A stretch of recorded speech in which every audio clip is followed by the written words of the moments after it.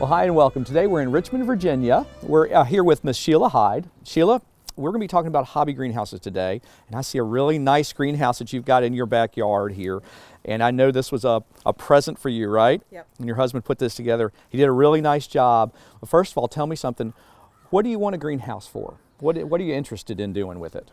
I've always gardened, and I'm interested in starting earlier to get a jump on the season. That makes sense. I think a lot of home gardeners, no matter what they're growing, can get their transplants started in here. It's a really nice space. I grew up in greenhouses, and I'll tell you, it's really nice in the wintertime to be able to go in here when it's cold and see things growing.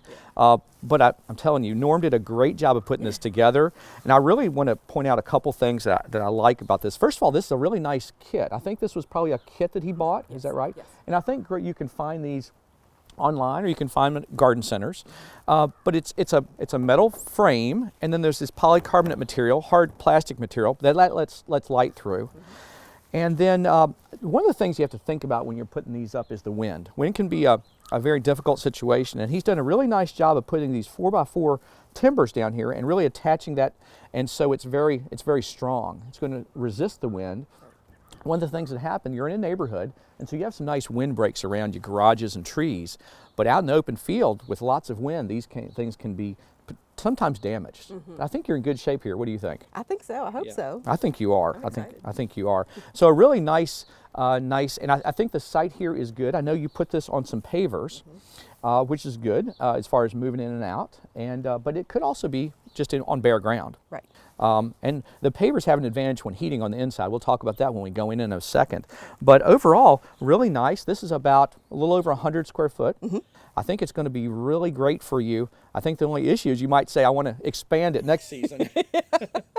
but we'll see. Yeah. But I tell you what, if I can, I'm going to walk inside and look around and talk a little bit about some things that people want to consider. Okay. All right, so we're inside Sheila's greenhouse. Really nice space, about 6 foot by 6 foot, and it's not too tall, almost close to 6.5 feet at the ridge here, but plenty of space to really grow things. They put some benches in here, which is nice. And so if you want to put transplants and do that in here, or even if you want larger plants in here, it gives you a lot of space to do that in. So overall, a very, very nice space. As I came in here today, I noticed there's some moisture on the polycarbonate, and that's fairly common in a greenhouse, especially a hobby greenhouse, as temperatures are sometimes warm in the day and cool at night. You'll get some of this condensation. So one of the things you can do is think about temperature and how to maybe regulate it as much as possible. One of the things that they've got in here, they've got a couple different thermometers or ways to gauge what the temperature is. And this is just kind of a common household thermometer you might find somewhere in your house that you've had for years. This will do a good job. But they've got a really high-tech thing here too. This is going to be a digital unit that has a sensor in the greenhouse, and this can be read from anywhere, pretty good distance from the house from the greenhouse, and let you know what the temperature is, and even maybe the humidity. You can get humidity sensors on these also. So that's really nice, kind of high tech, bring us into the modern age of temperature sensing. But it's important to have something like this so that you know what the temperature is, because what we've got here is a situation where you're growing things in the winter and you need to keep that temperature up for a lot of the transplants you're growing or other plants that you're growing. And so that's one of the factors, is keeping this warm through the winter time, or at least in the very early spring. Now notice Sheila's got an office type heater in here. It's electric, and it can do this size, and depending on the BTUs that you have, can do a nice job of keeping it warm in here. And it's probably not the most efficient though, because it's electric. You plug it in, you pay for that electricity. Another option might be a small propane heater that you can put in here. Just kind of depends on the size and what the costs are and if it really makes sense for you. Another thing though you can think about is how to maybe heat this in a passive way. So, and what I mean by that, things like water do a very good job of keeping heat in potentially and then releasing it. And so one of the things you can do in here is put some type of barrels, and we've got a barrel right here, just a small barrel that you could fill with water. It's painted black, and you could fill this and put it on the corners, maybe the outside, fill that with water, and it's, like I said, it's a dark color, so during the day as the sun is out, it's going to absorb that thermal energy from the sun, and at night it's going to release that heat and act as a heat sink.